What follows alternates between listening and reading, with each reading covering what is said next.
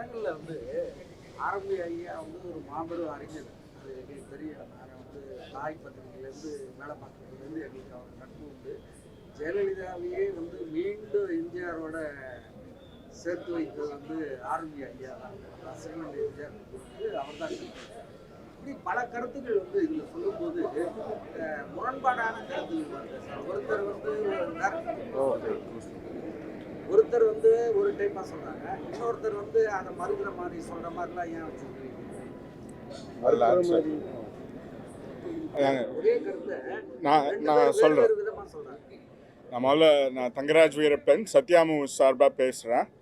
இந்த ஆவணப்படத்தில் வேலை பார்த்ததுக்கும் இப்போ வந்து பார்த்து சப்போர்ட் பண்ணுறதுக்கும் மிக்க நன்றி. அவர் கேட்ட கேள்விக்கு பதில், இது வந்து நாங்கள் ஸ்கிரிப்ட் பண்ணல, இது அன்ஸ்கிரிப்டட் வெர்ஷன். அன்ஸ்கிரிப்டட்னா நாங்கள் எழுதி கொடுத்து யாருமே பேசலை, இது மனசில் இருக்கிறத அவங்கவுங்க அப்படியே பேசியிருக்காங்க. அதை நாங்கள் இப்போ கோர்வையாக சேர்த்து பண்ணியிருக்கிறது தான் அவர் டைரக்டரோட வேலை. அதனால் நீங்கள் கேட்குற கேள்வி வந்து பேசினவங்ககிட்ட கேட்டால் அவங்களுக்கு தாங்க பதில் கிடைக்கும். எங்களோட நோக்கம் இதை சொல்லிடுறேன். அதாங்க நீங்கள் கேட்குற கேள்விக்கு பதில், அவங்க பேசுறதால நம்ம போட முடியும்.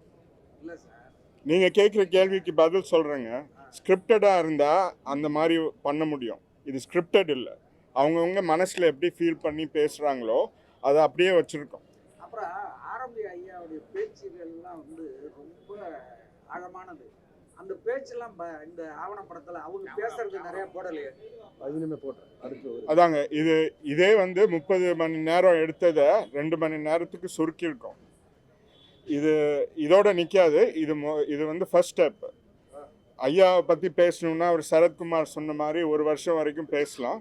அது எப்படி வெளிப்படுத்தணுன்றது இனிமேல் தான் முடிவு பண்ணணும். அதாவது டெலிவிஷன் மூலியமாக இல்லை ஓடிடி மூலியமாக 1/2 மணி நேரம் சீரீஸ் மாதிரி பண்ணுறதுக்கு ஆன கான்டென்ட் இருக்குது எங்ககிட்ட. இது வந்து முதல் ஸ்டெப். ஆமாங்க, இது வந்து ஜனவரியில் ரிலீஸ் பண்ணுறதுக்கு பிளான் பண்ணுறோம்.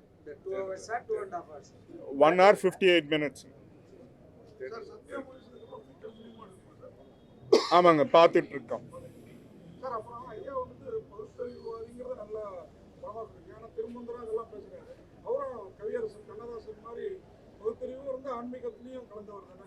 ஆமாங்க, அதாங்க நாங்கள் வந்து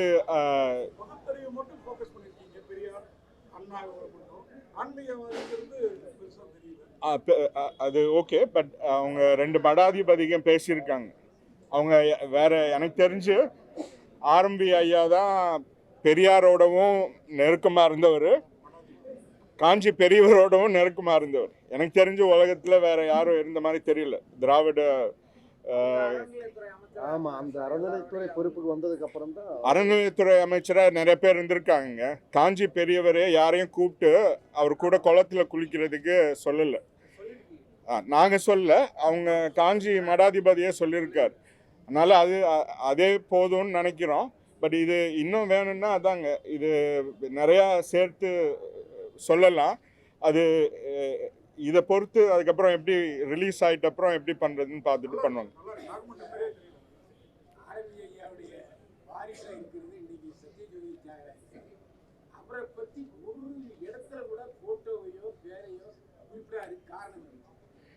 அது உங்கள் கருத்துங்க. சத்யஜோதி தியாகராஜன் அவரோட வாரிசுன்னு நீங்கள் சொல்கிறீங்க.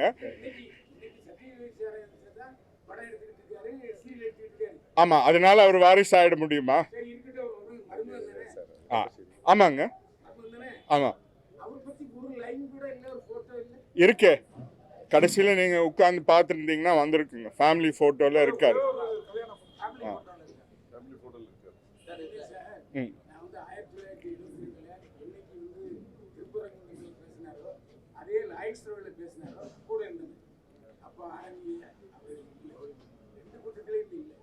அதே மாதிரி வடவழியில் கட்சி ஆரம்பிச்ச பிறகு எம்ஜிஆர் இதே வடவழியில் நடுவில் பேசினார். அப்போ நான் அண்ணா பத்திரிகையில் தென்னம்பதியில் நிருபர் இருக்கேன். அப்போவும் ஆரம்பியை கலந்துக்கல. கிட்டத்தட்ட 17 நாளுக்கு அப்புறம் தான் அவர் வந்து கட்சியில் இருந்தார். அது உங்களுக்கு தெரியுமா? நீங்கள் சொல்கிறது உண்மை இல்லைங்க. அது இப்போ வந்து பேசி தேவையில்லை. அங்கே இருந்தவங்க சைதை துரைசாமி மாதிரி ஆளுங்க கிட்ட கேட்டு ரொம்ப லேட்டா வந்தார் சார். சரி 72 கூட இருக்குங்கிறது சார். சைதை துரைசாமி, ஏசி சண்முகம், ஜெகத்ரிஷன்லாம் வந்து ஆரம்பிச்சு சிஷியர். சரி நான் வந்து அதெல்லாம் இல்லைங்க. இது எங்கே முதல் மீட்டிங் நடந்ததுன்னு தெரியுமா?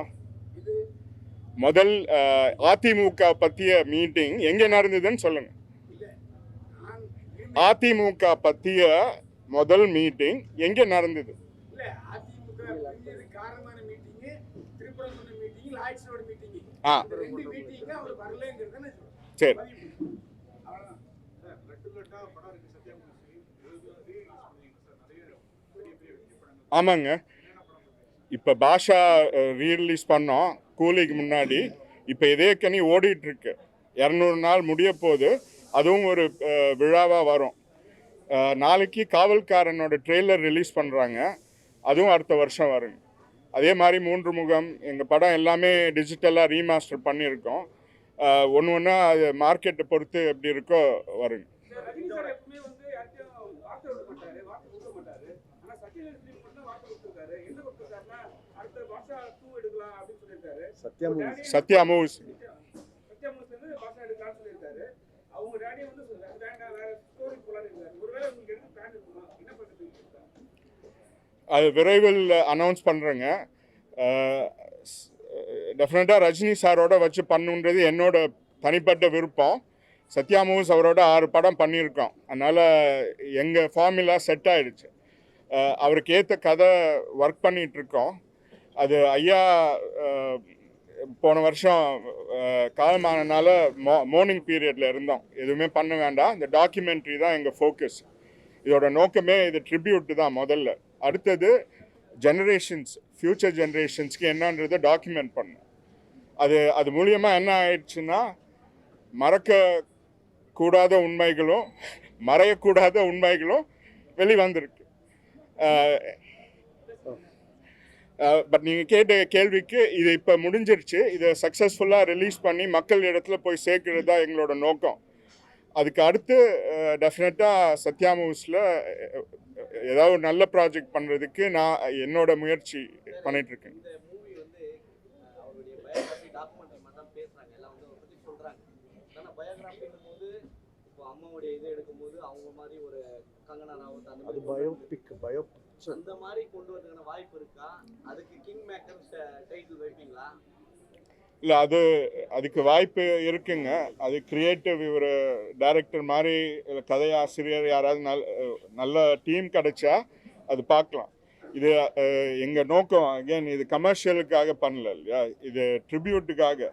ஐயா பேரை மறையக்கூடாது, உண்மை தெரியணும், ஃப்யூச்சர் ஜென்ரேஷன்ஸுக்கு தெரியணும், ஹிஸ்டாரிக்கல் அக்யூரசி. அதனால தான் நாங்கள் இது எதுவுமே எழுதி கொடுத்து யாருமே பேசலை. இது அவங்களா பேசினது. இத்தனை பேர் பேசினதே பெரிய விஷயம். எனக்கு தெரிஞ்ச எந்த அரசியல் தலைவருக்கும் இல்லை தமிழ்நாடு திராவிட கட்சி தலைவருக்கும் ஆர்எஸ்எஸ்லேருந்து பிஜேபியிலேருந்து தமிழக முதல்வர் வரைக்கும் பேசியிருக்காங்க. அதனால் அதே பெரிய விஷயம். அதை கேப்சர் பண்ணி வெளியில் கொண்டு வர்றது தான் எங்களோட நோக்கம். இந்த வீடியோ ஷூட் ஆனது ரொம்பவே யூனிக்கா இருந்துச்சு. மற்ற டாக்குமெண்ட்ரிக்கும் இந்த டாக்குமெண்ட்ரிக்கு அந்த டோனா இருக்கட்டும், அந்த ஸ்கின் டோன்ல இருந்து ஆரம்பிச்சு அந்த கேமரா ஆங்கிள் இருந்துச்சு, அவ்வளோ சூப்பரா இருந்துச்சு. அந்த டெக்னிக்கல் பார்ட்ஸ் பற்றி சொன்ன எவ்வளவு நாள் டியூரேஷன் வந்துச்சு சார்? இது ரொம்ப கடினப்பட்டு எடுத்தாங்க. இது எப்படி எடுத்தோன்றத உங்களால சொல்ல முடியல. அதுதான் தெரிஞ்சுது. இது எங்கள் ஸ்டூடியோலையும் எடுத்தது. ஒரு டைரக்டரை கொஞ்சம் எக்ஸ்பிளைன் பண்ண சொல்கிறேன். இல்லை அது மோஸ்ட் ஆஃப் தி ஷூட்டும் பக்கத்துல சாரோட ஸ்டூடியோவில் தான் நடந்தது.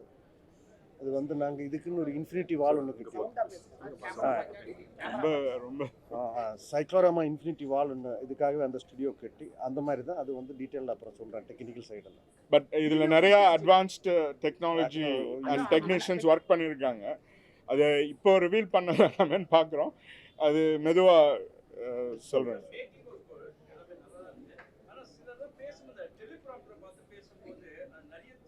டெலிப்ராம்டிங் எல்லாம் இல்லை, அப்படியெல்லாம் ஒன்றும் இல்லை.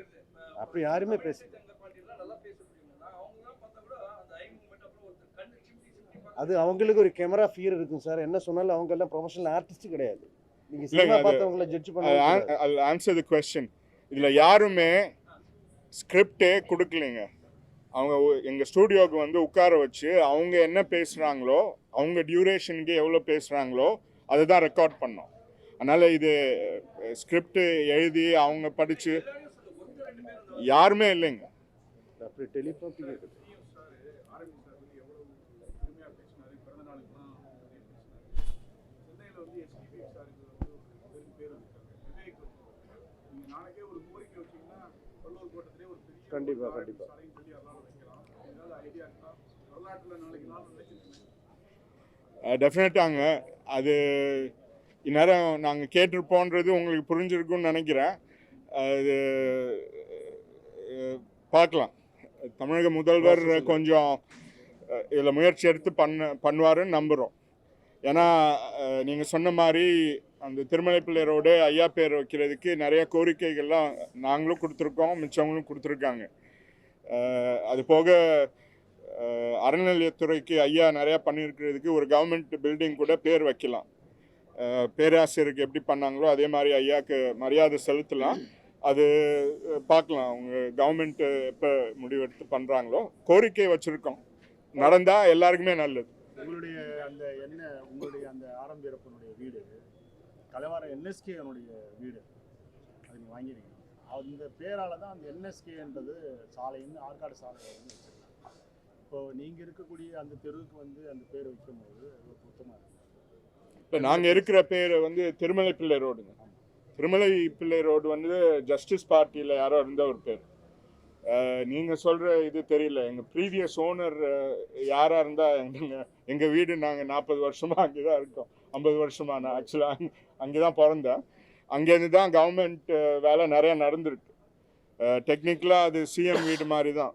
ஏன்னா அங்கேருந்து புரட்சித் தலைவர் அமெரிக்காவில் இருந்தபோது தமிழ்நாடு கவர்மெண்ட் ஃபங்க்ஷன் பண்ணது அங்கேருந்து தான். இல்லை, அந்த தெருவில் தான் வந்து காமராஜருடைய வீடு.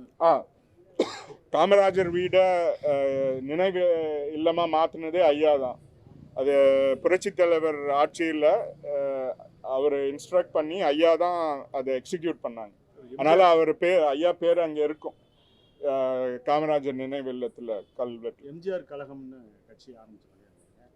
அதில் இருந்த ஜெகதரட்சணை வந்து திமுக வந்துட்டார், எம்பி ஆகிட்டார். இந்த கட்சியினுடைய நிலைப்பாடு என்ன, எப்படி என்ன கண்டினியூ பண்ணுவீங்களா, அது என்ன நிலைப்பாடு இருக்குது? இப்போதைக்கு எங்கள் பொதுச் செயலாளர் பேசினார் இல்லைங்க, அவர்கிட்ட தான் கேட்கணும். என்னோட விருப்பம் அது இருக்கணுன்றது தான். ஏன்னா அந்த மாதிரி கட்சிங்க இருந்தால் தான் நல்லது. ஒரு திராவிடர் கட்சியில் ஏதாச்சும் நீங்களே ஒரு அமைச்சராக இருக்கலாம். ஏன் ஃபேமிலியே எனக்கு யாருமே பொலிட்டிக்கலி வரலையே? அது எங்களுக்கு இன்ட்ரெஸ்ட் இல்லைங்க. ஏன்னா அது என்னோட பர்சனல் கருத்து. பாலிட்டிக்ஸில் ரொம்ப நல்லா இருந்தாலும் உருப்பட முடியாது. அது தமிழ்நாடுக்கு ஒரு எடுத்துக்காட்டு. அதனால் நாங்களாம் படிப்பில் முக்கியத்துவம் கொடுத்து அதிலே ஃபோக்கஸ் பண்ணிட்டோம். ஆனால் தமிழ்நாடோட நன்மைக்காக எது நல்லா நடக்கணுமோ அது நடந்தால் எங்களுக்கு நல்லது. அதனால் இதோட நோக்கம்ன்றது அது இல்லை. பட் இதை பார்த்துட்டு இப்போ வர்ற ஒரு உமாபதி சார் சொன்ன மாதிரி இப்போ இருக்கிற தலைவர்களோ புதுசாக வர்ற கட்சிகளோ இதை பார்த்து கற்றுக்கிட்டு தமிழ்நாட்டுக்கு ஏதாவது நல்லது பண்ணணும்னு நினச்சா நாங்கள் டெஃபினட்டாக அதுக்கு சப்போர்ட் பண்ணுவோம்.